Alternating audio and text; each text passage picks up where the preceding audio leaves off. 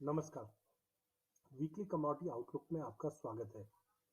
पिछले हफ्ते की अगर हम बात करें तो पिछले हफ्ते में हमने बुलियन में एक अच्छी खासी छलांग लगाते हुए देखा, जहां गोल्ड में 1% की तेजी जबकि चांदी में 5% की तेजी हमने बनते हुए देखी है। जिस ढंग से हमने देखा इंटरनेशनल के अंदर जियोपॉलिटिकल टेंशन बढ़ रहा है, ये कहीं ना कहीं सोने और चांदी दोनों को सपोर्ट कर रहा है। टेक्निकली हमने देखा कि प्राइजेस शॉर्ट कवरिंग के चलते एक जबरदस्त तेजी दिखा चुका है। इंटरनेशनल में भी गोल्ड $1820 का लेवल तोड़कर 1840 के करीब ट्रेड करता हुआ दिखा है। डोमेस्टिक मार्केट में नो डाउट हमने रुपए में मजबूती की वजह से थोड़ी तेजी कम देखी है, बट फिजिकल मार्केट में भी तेजी का रुख काफी स्ट्रांग है, जिसके चलते हमें लगता है कि अगले हफ्ते में भी सोने और चांदी दोनों में तेजी का रुख रहेगा।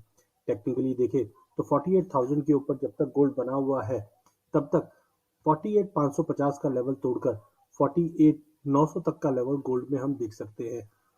वहीं अगर चांदी की बात करें तो पिछले पूरे हफ्ते में 5% की तेजी हमने आते हुए देखी और वॉल्यूम में भी पार्टिसिपेशन बढ़ा है, जो कहीं ना कहीं प्राइजेस में तेजी का रुख ही बता रहा है।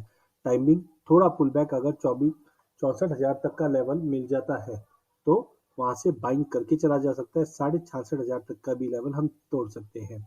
ओवरऑल इंटरेस्ट रेट बढ़ने की वजह से अपसाइड कैप जरूर दिखाई देता है, बट ओवरऑल फंडामेंटल्स काफी मजबूत है जियोपॉलिटिकल टेंशन को देखते हुए भी, और डॉलर में इतनी बड़ी कोई तेजी नहीं आई है जो सोने और चांदी पे दबाव ला सके। तो ओवरऑल बाय ऑन ड्रॉप की रणनीति अपनाइए।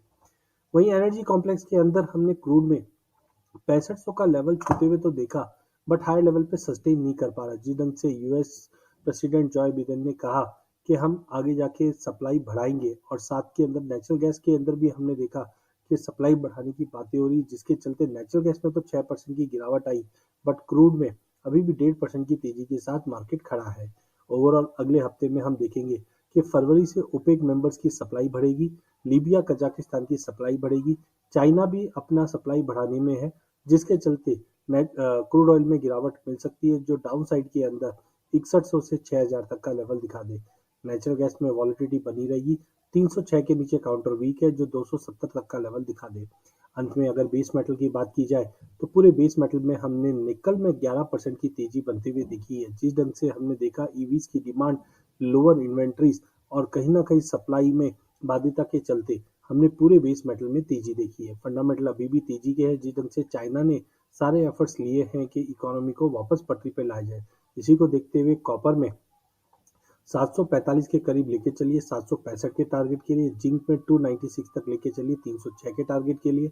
निकल में वॉलिटिलिटी रहेगी, बट हो सकता है आने वाले दिनों में 2000 के भी लेवल छू पाए। वहीं लेड और एल्यूमिनियम में भी दोनों में ही तेजी का रुख रहेगा।